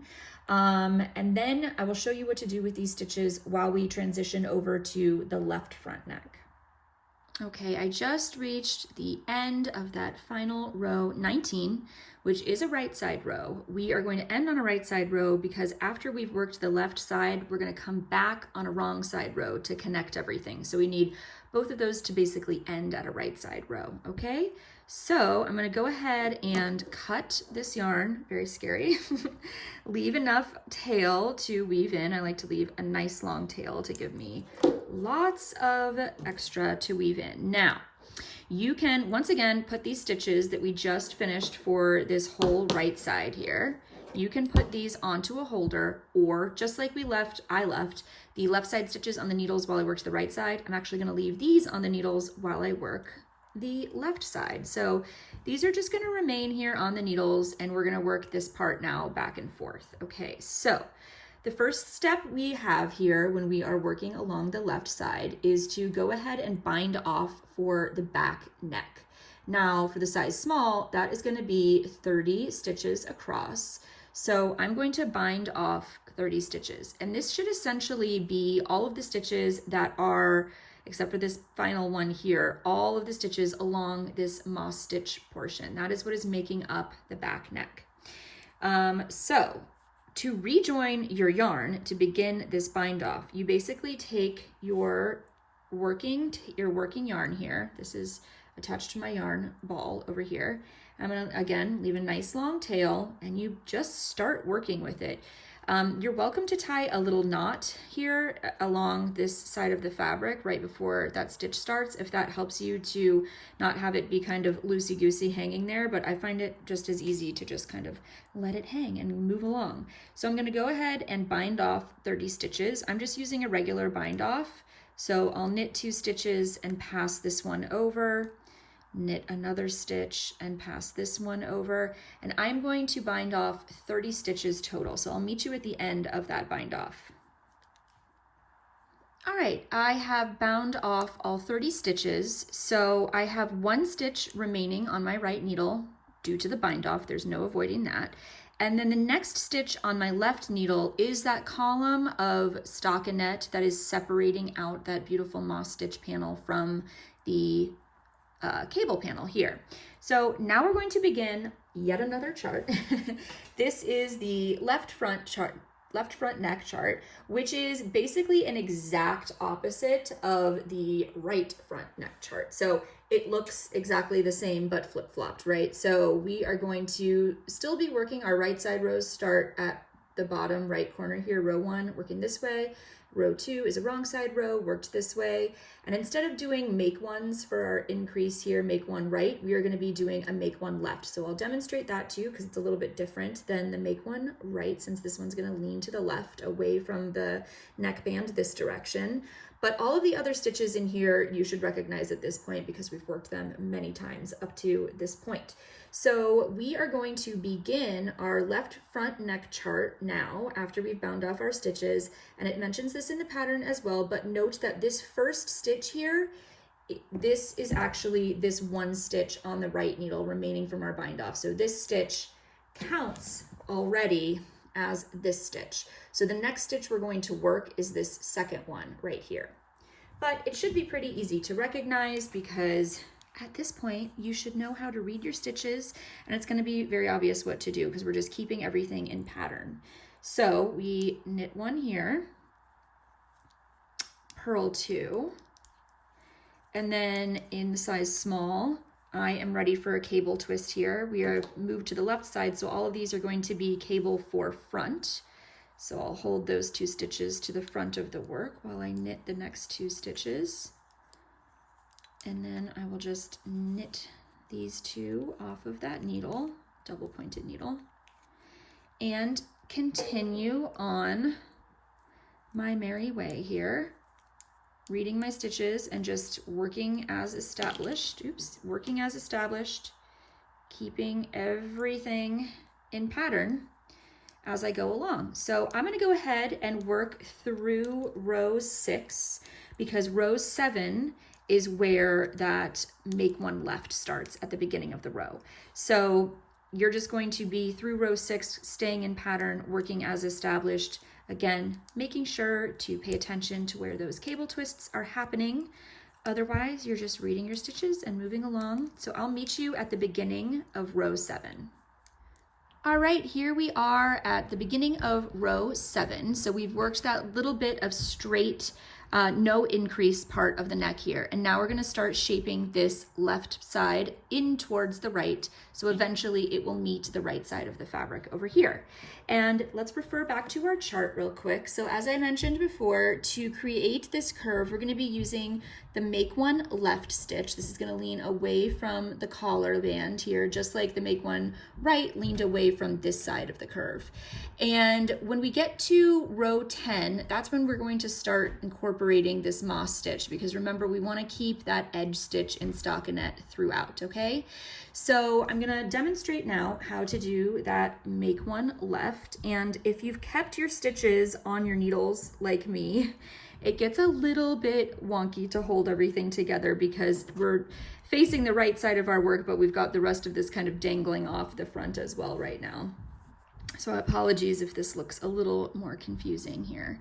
But we're going to first knit one because we want to keep our edge stitch in stockinette, as I mentioned, and now we're going to begin a make one left. So to do a make one left, remember the make one right, we lifted the bar up from the back like this. Make one left is the opposite. So you're going to insert your left needle from front to back into that stitch, and then you're going to knit through the back loop of that stitch that you just picked up, that bar that you just picked up. I find this one a little bit easier to work than the make one right. There, for some reason, is a little bit more space to get that needle into that stitch. And now we're just going to work as established across all of our stitches to the end of the row. So we're just going to be reading our stitches. Pay attention if you have one of the twists for your cable columns, but other than that, we're just working across as established. And we're going to continue to do that all the way until we get to the rows where we end up having to cast on at the neckline instead of doing the make one increase. So if you would like to meet me there at the beginning of, for the size small, it's row 17 where we begin those cast on stitches. It's very similar to the way we did it for the right side neck. So I'm going to go ahead and work through all of my rows until the beginning of that row when we are ready to cast on those stitches. Here we are at the beginning of the row where I need to cast on 2 stitches. And instead of casting them on at the end of the row like we did on the right side neck shaping, we're going to be casting them on at the beginning of this row. So similarly to how we cast on the stitches for the sleeves, and there was a little bit of a skew because it happened one row after the next, that's also going to be the case at the neckline. But after we've picked up these stitches and worked our neckband, our ribbed neckband, again, it's going to be negligible. So it doesn't matter that they're just one row apart, one row difference from side to side. So in order to do my backward loop cast on, I do need to turn my work to the back side to cast on those stitches. And now we're going to be working over those stitches to begin our chart. And even though these 2 plus signs here do indicate cast on stitches, we are now working back across those. So you're going to simply just knit those 2 stitches. So let's go ahead and do that. I'm going to knit these first 2 stitches. You always want to knit that first one to keep it in stockinette. And then let me just show you how I came to the conclusion that I'm going to knit this one to keep it in the moss stitch pattern. Again, I'm going to look a few stitches in because these are a little bit difficult for me to read. So if I were to look a few stitches in here, I can see that this is 2 knit rows in a row, and to keep that in moss stitch, that means this stitch will need to be purl. So if this is purl, knit, purl, knit, purl, knit. So I know after I've knit that one stockinette stitch, the next one to keep it in the moss stitch pattern is knit. So I go ahead and knit that, purl, knit, so on and so forth. You are working as established across this whole row, back for another row, then you're going to cast on 2 stitches for the size small. Cast on 2 stitches and work across one more right side row for this section, and then we're going to get to the joining row that combines your front left shaping and your front right neck shaping. So we're going to be casting on some center front stitches to join these 2 to create our neck hole. So I will meet you at the beginning of what is row 20 for the size small. I will join you there where we are going to be working across a wrong side row for the left side, casting on our stitches, and then working a wrong side row across the right side to join those 2 parts together. So I will meet you at the beginning of that row. Okay friends, unfortunately this clip of the tutorial did get corrupted and I only noticed after I finished the whole thing, so I've just worked up a small little sample here to demonstrate how to cast on for our center front neckline. So we're gonna have to imagine there's a lot more fabric here and that we're working in our stitch pattern here. I've just done stockinette just for a quick purposes of demonstrating all of this, but I wanted to show you. So of course you'll have the rest of your sweater here and here, but we've got our shaped neckline, and yours will be bigger, of course, and we're going to be casting on for these stitches here in the center to join our 2 front pieces. This is done on a wrong side row, so I'm going to turn my work and begin a wrong side row, and I have been holding both sides of the neck shaping on my needles. You may have yours on a stitch holder, and that's totally fine. To begin this row, and of course you'll have many more stitches than I do, you're just going to work as established, so not just in stockinette like what I'm doing.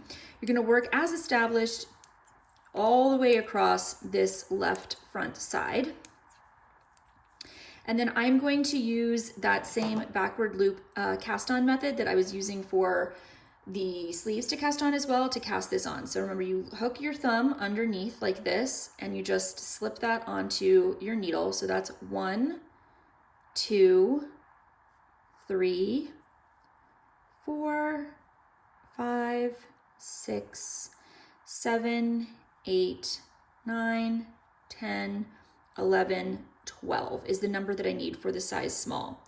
Now, if your stitches are already on your needles, like mine are, if they've just been hanging out there, you can just go ahead and pull them up to the left needle to begin working across them. You want to make sure that all of your work is on the wrong side, so you're just continuing this row all the way across.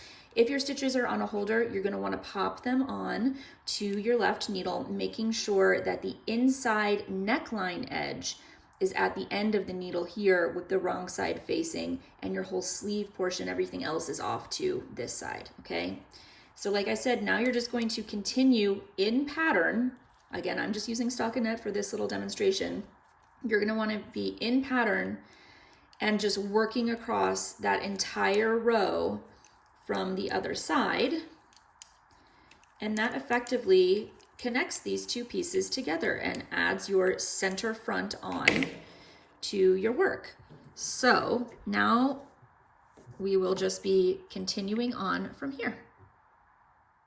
Now we are all connected again. We are ready to begin the rest of the front panel, which is worked really similarly to the back panel here.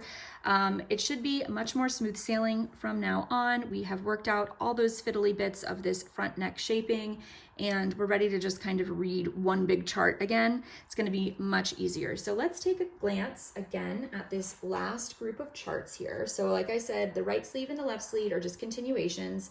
Then the front panel here, this front chart, is really similar to the back chart. So we have, once again, our repeat lines. Horizontal repeat lines are indicating repeats of rows, and these vertical repeat lines are indicating repeats of stitches. So this is just our moss stitch panel that's running up the front there. These are our cast on stitches. You'll know notice there's just two, but obviously there's more than that per size. But since that is a repeat, I just kept the two there. So let's see what that will look like in practice with our moss stitch. Before you move forward, I recommend checking this just to make sure you have the correct number of cast on stitches so that your moss stitch will stay consistent across those new cast on stitches. So let's have a look. Again, this is going to require us to read our stitches a little bit. So in moss stitch, when we work this next right side row, we're going to be changing, these were the two knit stitches, so the next two stitches are going to be purl. So I like to, again, read my stitches in a little bit where they're already established nicely to be able to tell what's happening after them.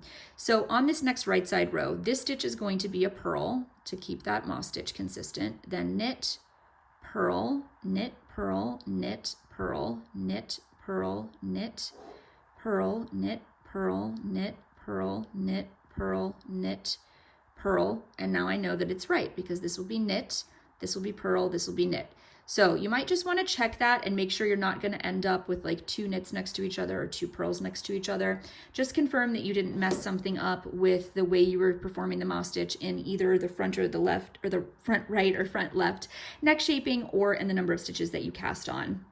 It should be consistent. So once we start working across this, it's just going to be that knit one, purl one, or purl one, knit one repeat that we're working all the way across. Okay, so you're going to work this through your three charts here until you reach the very final row of this front panel where we are going to start binding off for our sleeves. So we'll start with the right sleeve binding off and work across those left side stitches, left sleeve stitches, and then on the wrong side row, we will bind off our left side stitches and work across, and then we'll just have that remaining back front shorter panel there to align with the back panel that we worked before we cast on our sleeves so that that is symmetric.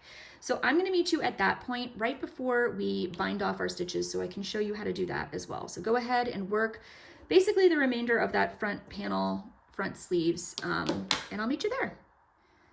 And just like that, we have reached the point where we will be binding off our sleeves and continuing just this front panel down the same way, the reverse way basically, that we did on the back panel when we worked for a few inches here before casting our sleeves on. Now we're going to be doing the opposite, where we're binding off the sleeves and working that down to the bottom just in the center front panel here.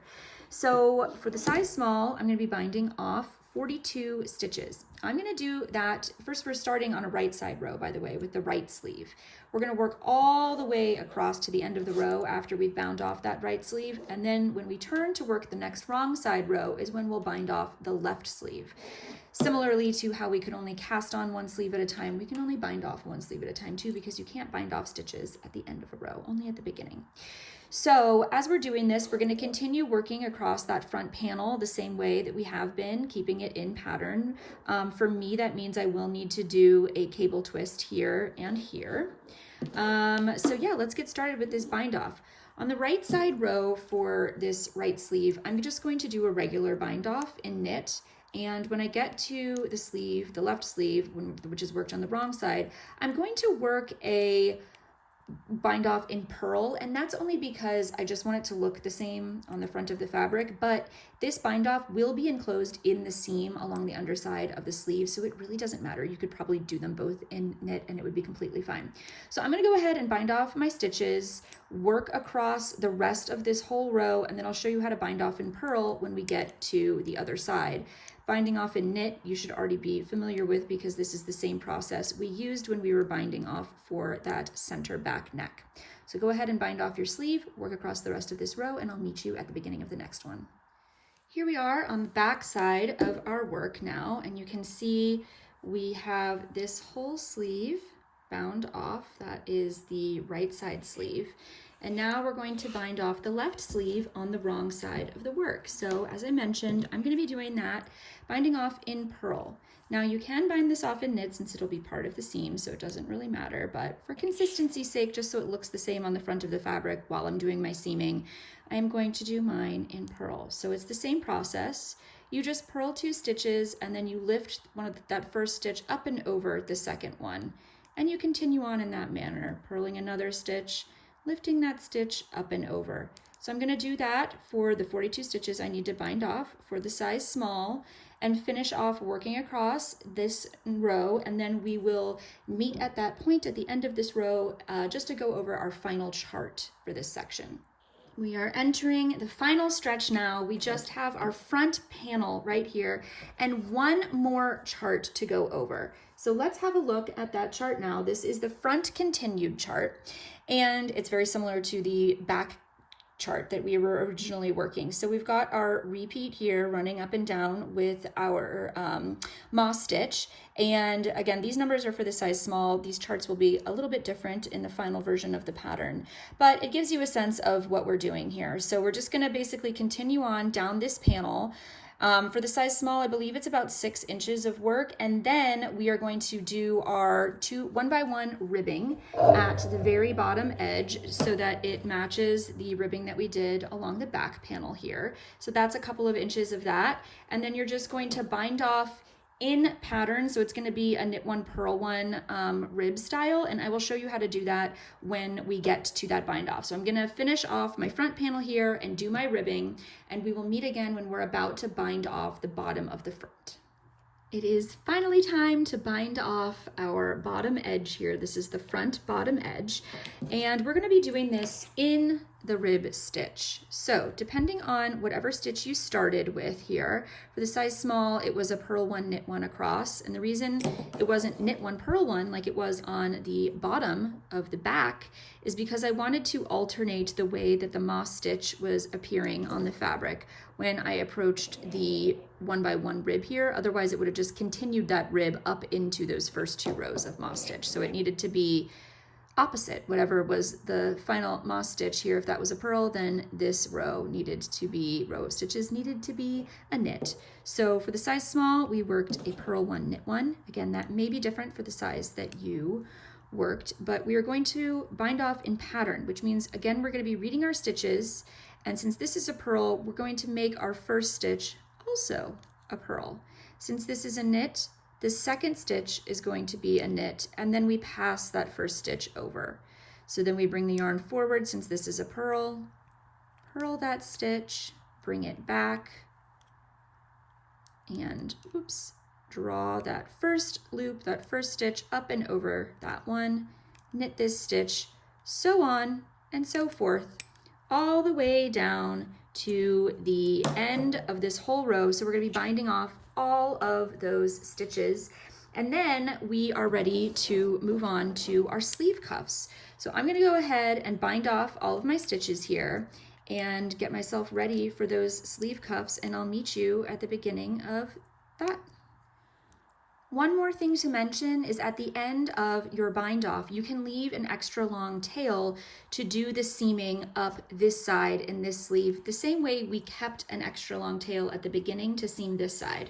So you should be on the opposite side here, at least for the size small, it works out this way. So I was able to keep a long tail here. I'm going to use that same bobbin technique to kind of just keep this out of the way while I'm working my sleeve cuff.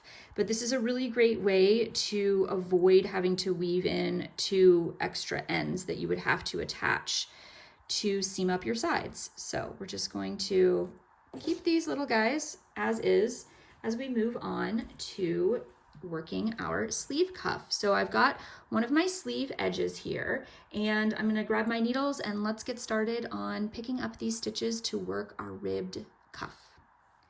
Okay, so since rows and stitches are different widths and heights, we don't want to pick up a stitch for every single row that we worked. It works out based on our gauge that if we pick up about 3 stitches for every 4 rows that we worked of our pattern, we should get a really nice even fabric and a beautiful ribbed edge. So I'm going to be picking up 72 stitches along this cuff edge for the size small, and I'm going to be picking up just after, in between these first 2 stitches. You always want to make sure you're going under 2 loops, and you can kind of stretch this out and see. I'm basically going to, this was the 1 knit stitch along that edge, and I'm going to be picking up just to the left of that, inside these spaces here.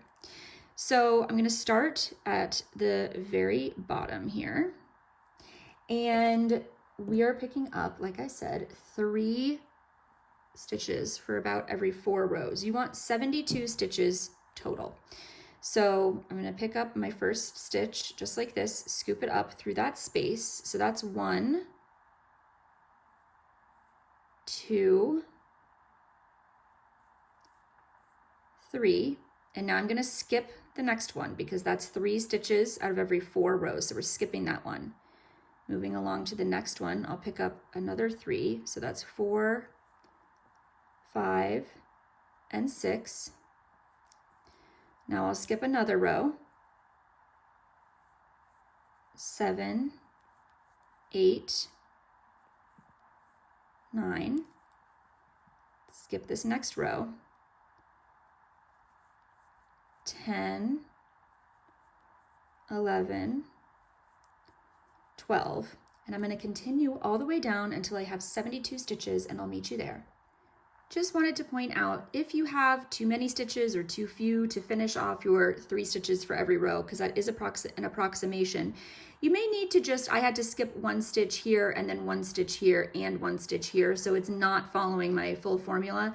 But you could also pull back a few, pull out a few stitches and kind of work them closer or farther apart up here as you get closer to that edge to make sure that you are picking up the correct number. So now I've got 72 stitches and I'm ready to just go ahead and work this sleeve cuff. So this is going to be worked the same way we just worked our bottom edge ribbing. This is just going to be knit 1, purl 1 across, back and forth many times. So go ahead and begin that. Like I said, should be very familiar with these stitches already because we've just worked this basic exact same thing along the bottom edge. So go ahead and finish off both of your sleeve cuffs now that you know how to pick up your stitches. And I will meet you when our cuffs are done and we are ready to seam up our sweaters and then put the final touch on the collar band, the neck band. All right, so I'll see you when we're ready to seam.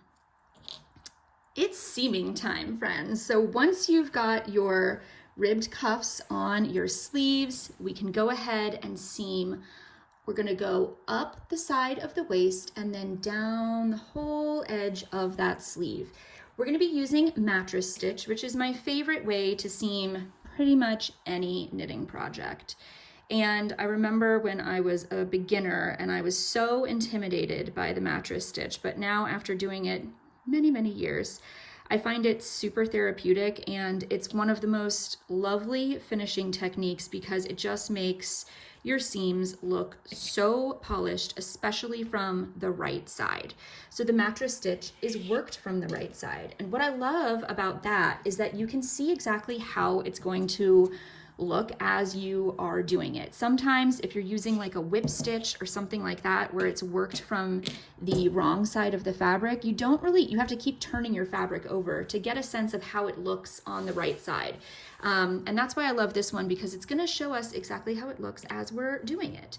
So I'm going to bring my camera down a little bit closer here so you can really see how I am working this. And we are going to be working in between the first 2 stitches along our edges. And if you kind of pull the fabric out a little bit, you can see that there are these bars in between each of these 2 rows of stitches. There's one, there's one, there's one, and so forth. And we have them, of course, on this side of the fabric as well. So this is our edge stitch, and on the other side of that, you've got these bars.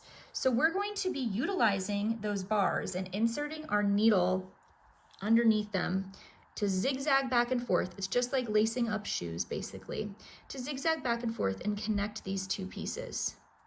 So let's find our edge stitch here, and I'm going to go, here's the first bar. I'm going to insert my needle up that bar and draw it through. And then I'm going to do the same thing on the other side. Make sure I've got that edge stitch here. So I'm going to go up under that first bar on the left side as well. And then I'm just going back and forth.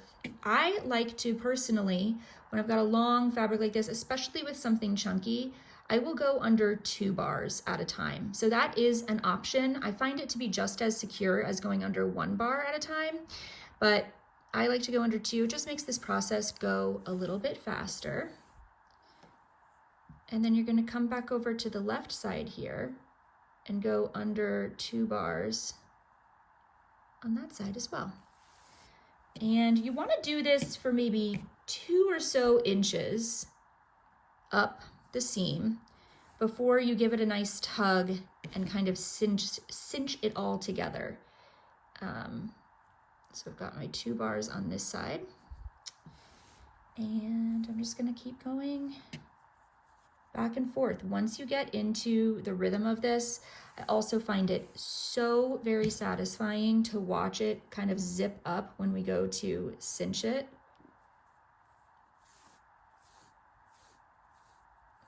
All right, let's give this a little tug so you can watch this really come together. So I like to hold basically from the bottom and just pull this up nice. You don't want to pull it too tight, just snug enough. And you can see now how this lines up perfectly. You can't even tell, that just looks like a purl stitch. Because we had knit 1, purl 1 on both sides here, it is just stitching that together so beautifully. And on the back, you do have a little bit of a seam here. So you've got a little bit of a dent thickness there, but it's really kind of negligible, especially again, since we're using such chunky weight yarn. And it's basically invisible from the front. I'm gonna do a little bit more with you here now that we're almost past the ribbing. I think it's even more noticeable how invisible this is once we are connecting our stockinette fabric from side to side, because that is when it really starts to look like magic. It looks like it's all just one piece of fabric that doesn't even have a seam to it. It's pretty amazing. So I'm just going to do a few more back and forth here. Always going under 2 bars on both sides. One more to the right and then to the left, and then we'll give it another little tug so you can watch it zip up. Okay. All right, so once again, I like to hold from the bottom as I'm doing this. And it's just so satisfying. Look at that. It looks like just one piece of fabric across this. And once again, now you can really start to see the seam, how it looks on the inside. So you've got a little bit of bulk there, but it's really totally manageable and completely worth it for how it looks on the front of the fabric. So I'm gonna go ahead and continue this process, as I mentioned before, all the way up to here, which is the underarm. And then you're going to be connecting from row to row. So I'm going to finish up to here, and I'll meet you at that underarm so I can show you how to mattress stitch back and forth across these stitches instead of up the rows. Okay, now when working down this edge of the bottom edge of the sleeve, instead of working into the sides of the rows like we were along the side body, we're going to be working under these each individual stitches. So I'm going to draw this in again so you can get a better look at what we're doing here. So what you want to do is identify, see these V's of the stitches. So I just came out of this one. I've already worked a couple stitches here. I'm gonna go under both legs of that first stitch at the bottom here. So this is V's. You see that running up. So I'm going under both legs. And then I'm going to slightly turn the work over here, and I'm gonna go under both legs of the corresponding stitch on this side. So that's gonna be this one here because I just came out of this one. So I'm gonna go under both legs of that side. And it's the same process of just going back and forth. So I'll identify the two legs of this next stitch because I just came out of this one. So this is the next column of stitches. Go under both of those legs. And then over here on the left side, I just came out of this V. So now I'm gonna go in this one here. And you're just zigzagging back and forth. And the same principle applies where I only do this back and forth somewhat loosely for about 2 inches before I then cinch up and pull it more taut. So I'm gonna do one more on this side and one more on this side with you. And we'll go ahead and do our little zipper, and it comes together super beautifully. So I'm just gonna continue this all the way down the length of my sleeve, and now I will go ahead and seam the other side seam as well. And the only thing we have left, aside from weaving in all these ends, is to put our collar on, which in my opinion is what makes it look super polished. So looking forward to seeing you there.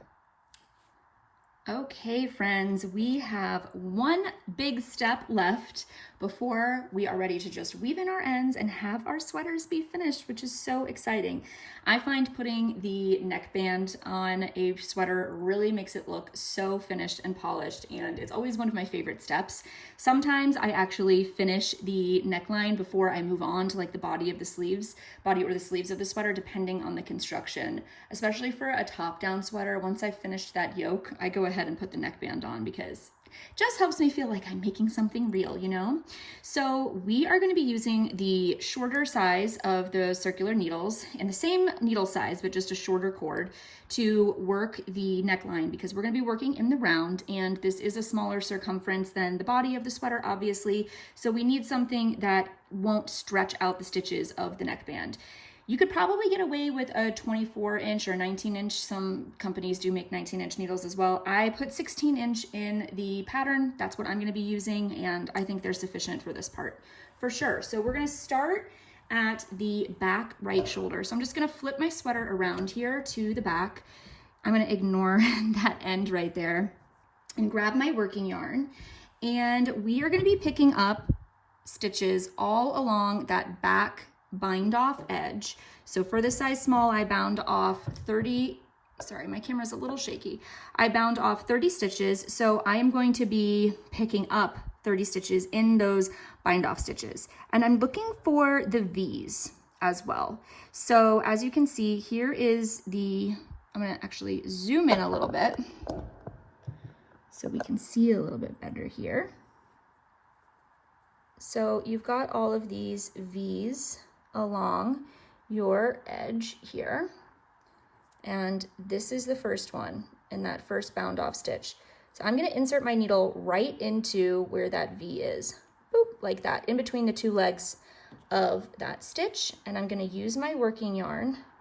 I like to hold it in my left hand, kind of like a crocheter would, but you can also hold it in the right hand if you prefer, and you're just going to scoop up that new stitch through that V of the one that was already on the body of the sweater. Okay, so that's one stitch picked up. This is a purl bump, but you can see that's the next V here. So I'm going to insert my needle in between those two legs and again scoop up a stitch. So that's 2 stitches picked up. We move right along. Here's the next V. So I insert the needle right in between. And so this is how I use my left hand to pick up those stitches, holding the yarn. You can also do it with your right hand, so let me show you that as well. In this case, I'm going to hold it with the tension around my pinky just like I do when I'm knitting. And I'm going to go ahead to the next stitch here, insert this, and just perform a knit stitch basically, like that. So I'm going to go across and do 30 of these. So I will meet you at the end of this bind off when we're ready to start picking up along the neck shaping of the front panels. All right, so here are all my stitches picked up along that back neck. And now we're going to be working down this straight part where before we started doing any increases along that. This is now the left side of the neck shaping. And then we'll be going across this diagonal part and then across the stitches that we picked up for the center, that we cast on for the center front, and then up the diagonal edge of this side, and then up the straight edge of that side back to where we began here, and then we will join in the round and work our collar in rib stitch.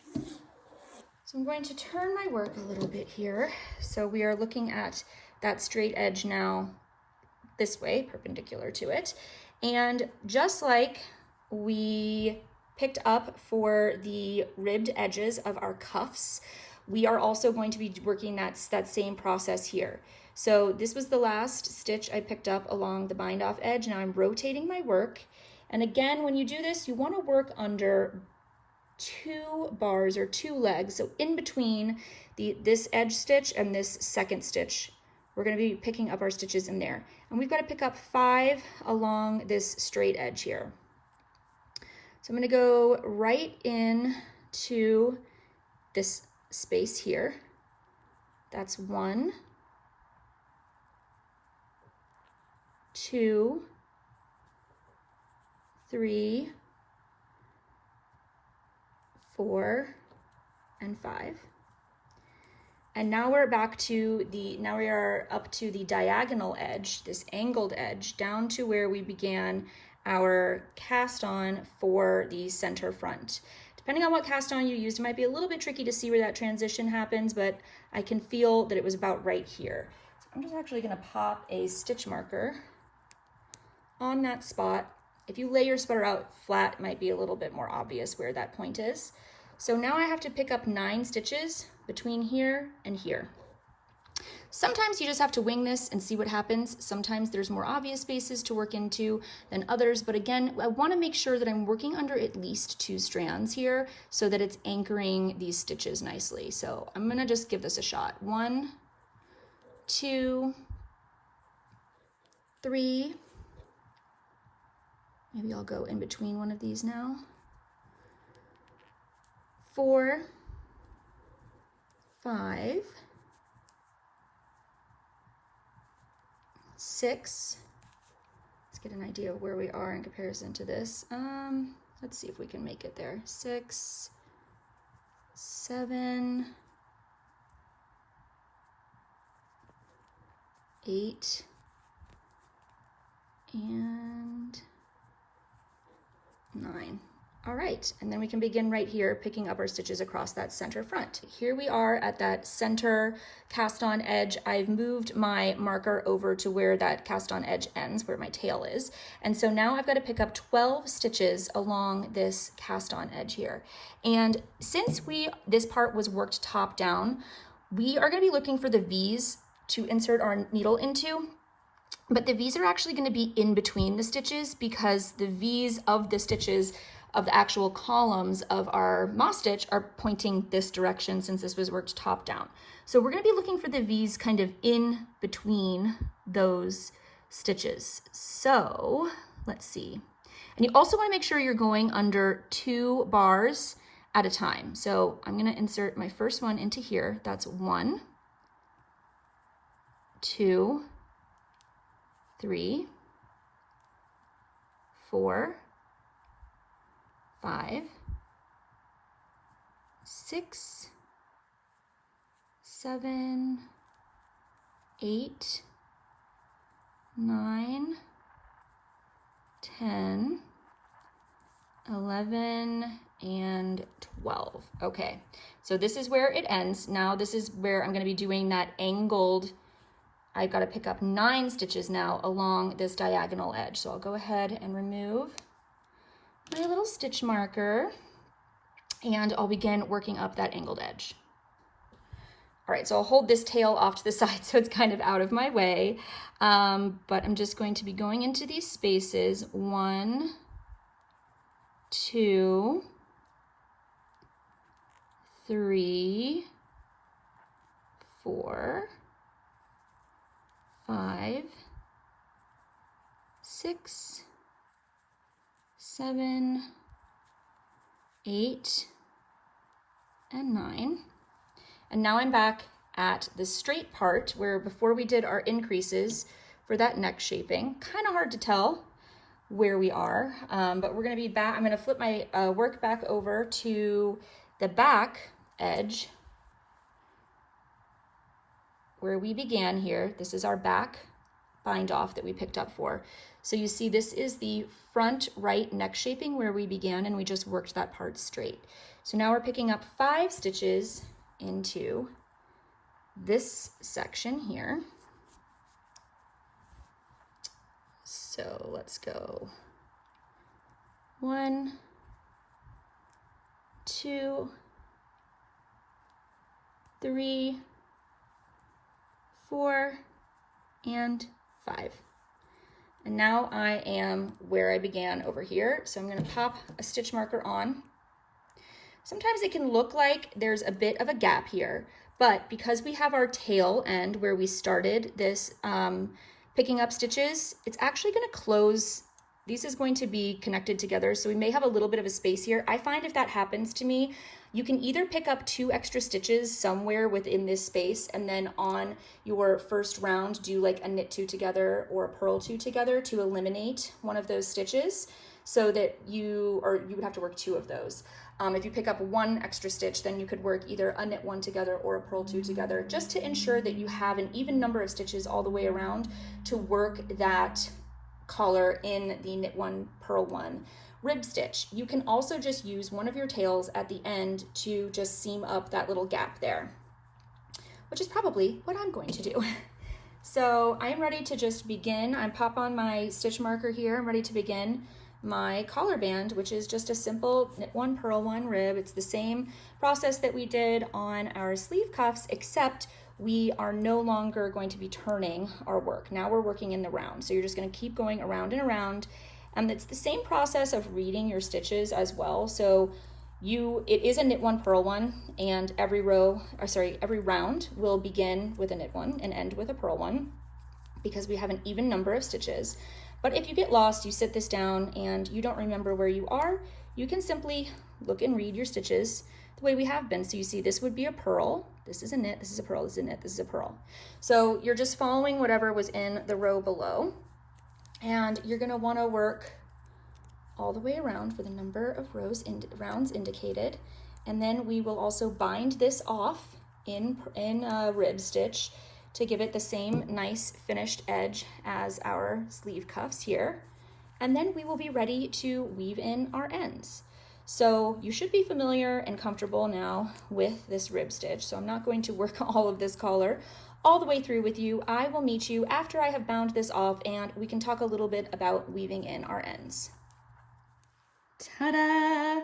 Isn't she beautiful? The neckband, like I said, just really polishes off any sweater design. I can't tell you how much I love that part of the finishing construction part. So we are basically finished with our sweaters, but of course we have some pesky ends that need to be woven in. What I like to do is either turn my sweater inside out and pull them all to the inside, and weave my ends in from there, or if you prefer, you can also weave your ends in from the right side. It really comes down to personal preference. I'm going to link a really great tutorial for weaving in your ends that's put together by Pearl Soho, because they have mastered all of the simple ways to demonstrate these finishing techniques that make your piece look really, really polished. I find that whenever I have a seam line that I can kind of hide the ends in, I do like to utilize that. So I'm just going to show you how I would weave in an end along a seam line. Sometimes I do like to secure the end first with a little bit of a knot or something. This one looks like it's already fairly stuck in there, so I don't need to secure this one. But I'm just going to kind of follow the track of the way that the yarn is already going along this seam. And one of my tricks when I'm weaving in ends is, instead of going fully around the strand of yarn, that I'm weaving around, I like to split the yarn just occasionally. Just insert your needle up the center of the yarn occasionally so that you're really trapping it within those fibers, and it's going to be much less likely to slip out. And I always go a couple of inches in one direction and then a couple of inches in the other direction to really secure that end so that if the fabric was tugged in one direction, it's trapped going the other way too. So if you just go in one direction, as you tug on it, it tends to pop out. So I do like the two directions, and then I'm just going to snip off that tail there. And now I don't want to necessarily put both of these ends down that same seam because it's going to make that part of the seam really thick and dense. So I'm going to weave these in different directions going this way, where we picked up our stitches to do these ribbed cuffs. So first I'm going to, you see how this is kind of loosey-goosey right there? I'm actually going to tie a little knot. I must say, I tie a lot of knots in my knitwear, and I don't think it makes much of a difference. To me, no one would ever notice, and it just helps me know that everything is nice and secure. In case something does come unwoven from weaving in the ends, at least you've got that secure knot where the tail began, so you can then weave it back in. So I'm going to first just get myself up to the level of where this little picked up edge is here. So I'm going to use the same technique where I'm just going to kind of barber pole up, following the trajectory of the yarn on the fabric until I get to this little bumpy edge right here where we picked up our stitches. So I'm just going to, again, I'm just following the trajectory of the yarn as it already is within the fabric. And then I'm going to go the other direction.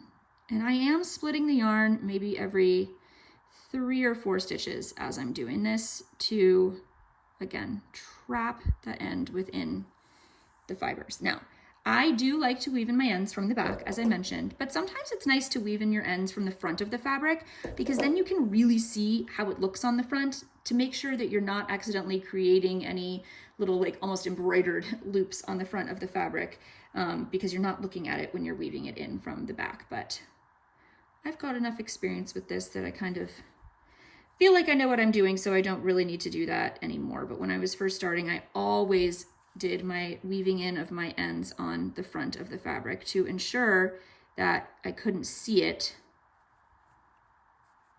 from the front. Okay, now I'm going to turn this direction and weave this end this way because the other one went that way. So I'm just spreading out where the ends go to reduce the bulk because it's basically like duplicate stitch since you are going back over the stitches of your fabric. You're adding another layer of yarn everywhere you're weaving in an end. So it does create a little bit of bulk, especially when we have very bulky yarn like Apricity. We want to make sure that we're not adding too much density with our ends.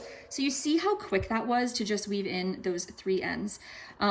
It's such a fast process, so I'm gonna go ahead and weave in the rest of these and then go get some photos of this finished sweater. How exciting. I really hope you all enjoyed knitting your sweaters with me. Please don't forget to tag myself, Hobbii, Toni from TL Yarn Crafts when you share your whips and your finished pieces. Follow along on our YouTube channels to get more tutorials for other projects. We just love seeing everything that you guys are making using our patterns, and it's so fun to connect with our community. So don't forget to like and subscribe and share. Thank you so much, and go sport your sweaters.